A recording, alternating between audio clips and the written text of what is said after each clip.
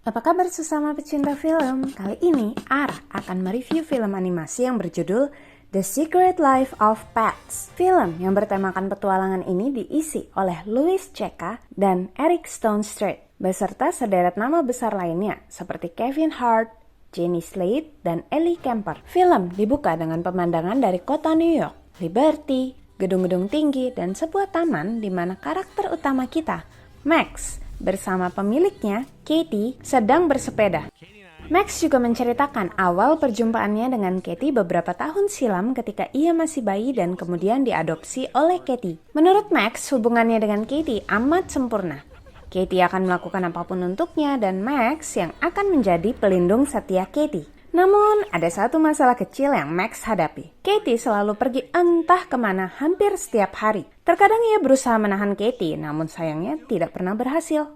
Di tempat lain, seekor pom putih cantik juga ditinggal pemiliknya. Gidget yang ternyata tinggal di seberang apartemen Max langsung menyapanya dengan luar biasa bersemangat. Si pom imut itu juga menanyakan rencana Max untuk hari ini. Max menjawab bahwa ia memiliki rencana besar, yaitu menunggu Katie pulang. Tanpa ditanya, Gidget langsung berkata bahwa ia juga sibuk dan mempunyai rencana besar hari ini, yang langsung saja dipraktekannya. Well, sibuk sekali ya mereka ini. Scene pun berganti dan menyorot seekor tabi gembul yang ditinggalkan dengan semangkuk makanan yang wow, ditepis begitu saja guys.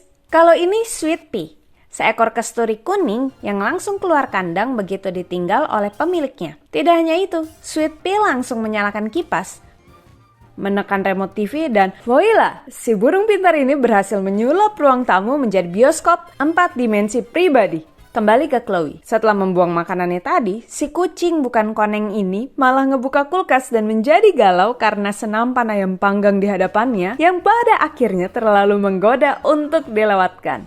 Nampaknya godaan tidak berhenti sampai di situ, karena ternyata masih ada satu potong besar kue yang tampak begitu menggiurkan bagi Chloe.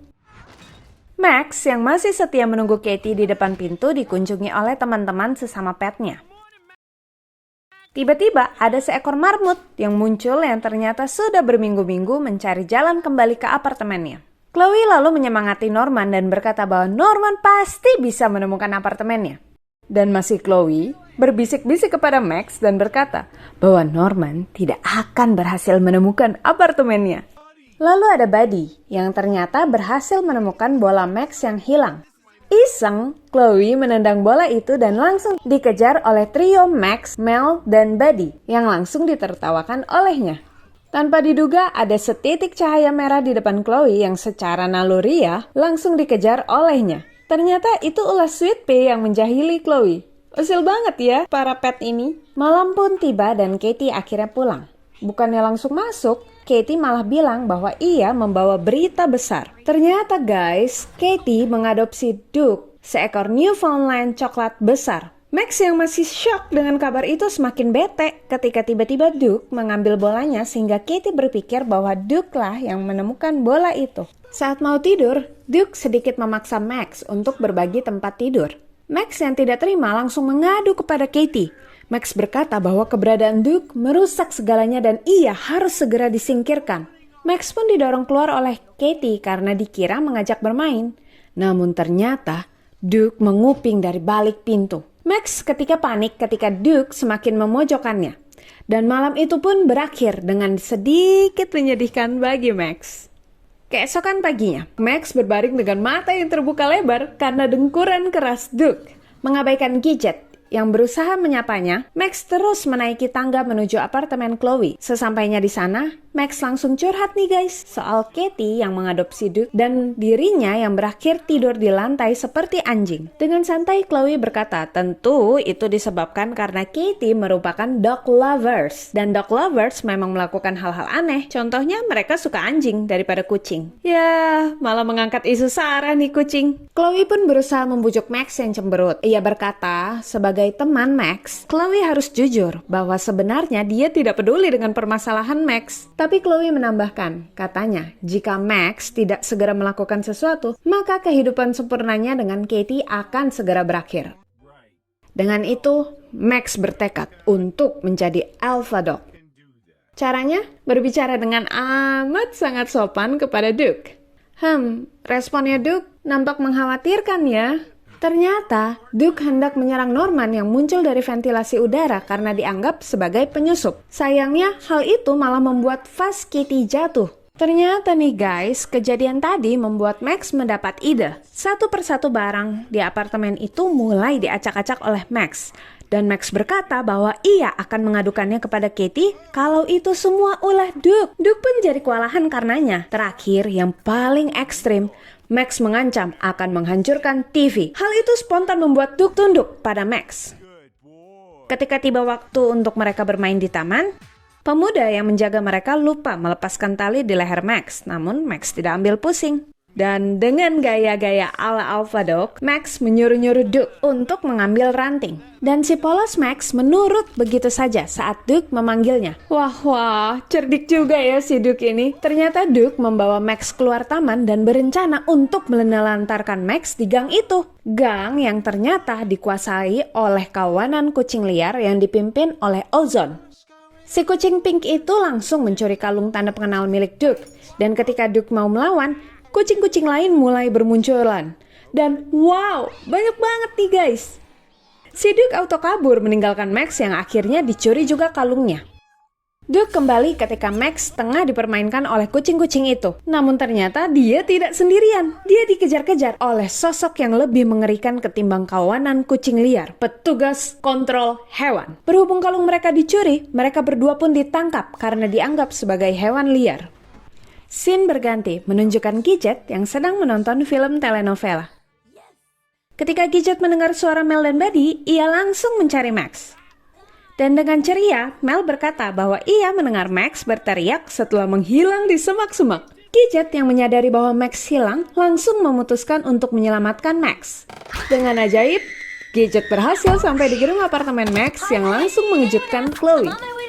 Kembali ke Max, kendaraan petugas kontrol yang membawa mereka berhenti ketika ada seekor kelinci imut di tengah jalan. Salah seorang dari mereka turun dan berusaha untuk membujuk si kelinci. Tanpa diduga, ternyata kelinci itu adalah Snowball, pemimpin geng The Flush Pets, yang merupakan kumpulan hewan pembenci manusia karena dulu mereka dianiaya oleh pemiliknya. Max dan Duke akhirnya berpura-pura membenci manusia juga dan berkata bahwa mereka telah membunuh pemiliknya. Dengan bersemangat, Snowball mengundang, lebih tepatnya memaksa sih, agar Max dan Duke bergabung dengan geng mereka. Dan sang Viper pun dipanggil untuk melakukan inisiasi kepada kedua calon anggota baru ini. Tepat sebelum taring sang Viper menancap di bokong Max, para kucing liar yang sempat bersinggungan dengan Max dan Duke di gang tadi muncul dan menghentikan Snowball. Mereka memberitahu bahwa Max dan Duke adalah hewan peliharaan. Duke yang panik langsung menggigit ekor si Viper dan memukul mundur geng Flush Pets yang hendak mendekati mereka. Dan tanpa sengaja, sang Viper pun terbunuh secara dramatis. Max dan Duke yang dikejar oleh seluruh anggota Flush Pets berakhir di atas ferry menuju Brooklyn. Snowball dan anggotanya yang tersangkut di selokan berjanji untuk menangkap Max dan Duke untuk membalas kepergian sang Viper sakral. Sementara itu, Gidget yang tidak menyerah dalam mencari Max berteman dengan seekor elang bernama Tiberius yang membantunya menemukan Ozone, Sphinx Pink yang tadi mencuri kalung Max dan Duke. Dari Ozone, Gidget mendapat info perihal Max yang katanya ia lihat masuk ke dalam selokan. Gidget kemudian mengumpulkan teman-teman Max dan mengajak mereka untuk mencari Max. Para hewan rumahan itu sadar betapa berbahayanya jika mereka berkeliaran di luar sana, sehingga tidak ada yang mau bergabung dengan Gidget. Chloe yang awalnya ketakutan akhirnya berbicara. Ia mengingatkan satu persatu pertolongan yang pernah Max berikan kepada mereka semua. Mereka pun akhirnya sepakat untuk menolong Max, termasuk Norman yang tiba-tiba muncul dan terus tertawa riang meski Tiberius hendak memakannya. Buddy kemudian membawa mereka menemui Pops. Rumah Pops yang selalu kosong membuat hewan-hewan berkumpul di tempatnya untuk bersantai dan bermain. Namun, Chloe membuat sedikit kekacauan di rumah itu yang ternyata direkam oleh sekelompok anjing di sana. Pops akhirnya menemani kelompok Gidget dan membantu mereka mencari Max. Pops membawa mereka mengambil jalan pintas menuju selokan.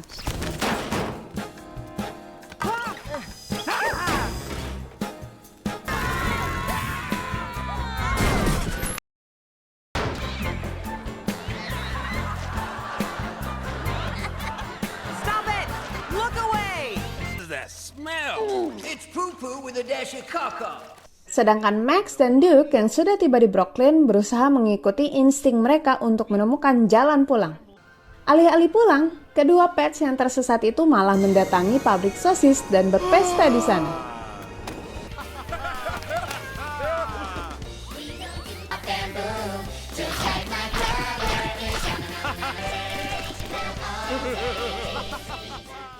Pops dan kelompok Gadget tiba di selokan, tepat saat geng Flash Pets tengah berkabung dan merencanakan balas dendam kepada Max atas kematian sang Viper. Mereka pun berakhir dikejar geng itu karena Gadget tadi mengancam Snowball untuk menjauh dari Max.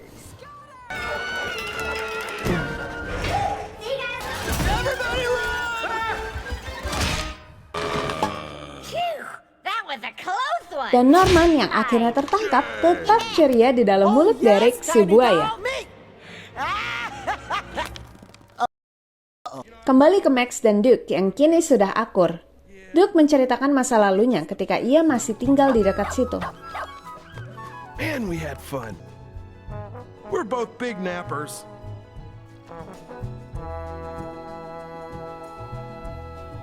Max pun mengajak Duke untuk mengunjungi rumah Duke dulu dan di waktu yang bersamaan, petugas kontrol hewan yang masih babak belur akibat penyerangan Flash Pets datang untuk menangkap mereka. Duke dan Max yang berhasil kabur akhirnya sampai di rumah Duke. Duke menyadari kalau mobilnya baru dan tiba-tiba ada seekor kucing yang muncul dan mengusir mereka. Duke bingung karena menurutnya Fred, pemiliknya dulu, tidak menyukai kucing. Kucing itu bilang bahwa Fred ternyata sudah meninggal. Max mulai mengajak Duke yang shock pergi. Namun Duke malah semakin mendekati kucing itu karena ia tidak percaya perkataan si kucing. Di tengah perdebatan itu, tiba-tiba ada satu keluarga yang datang, yang ternyata merupakan pemilik rumah yang baru. Duke malah bersikap defensif dan mau mengusir mereka. Dan lagi-lagi, mengacuhkan Max yang mengajaknya untuk pergi. Duke juga menuduh Max berusaha menyingkirkannya. Max yang menyerah dan mau meninggalkan Duke, akhirnya malah tertangkap oleh petugas yang ditelepon oleh pemilik rumah. Duke kemudian menyerang si petugas dan menyuruh Max untuk pulang kepada Katie. Tidak menyerah. Max berusaha mengejar Duke. Namun di tengah jalan, ia juga dikejar oleh kelompok Snowball.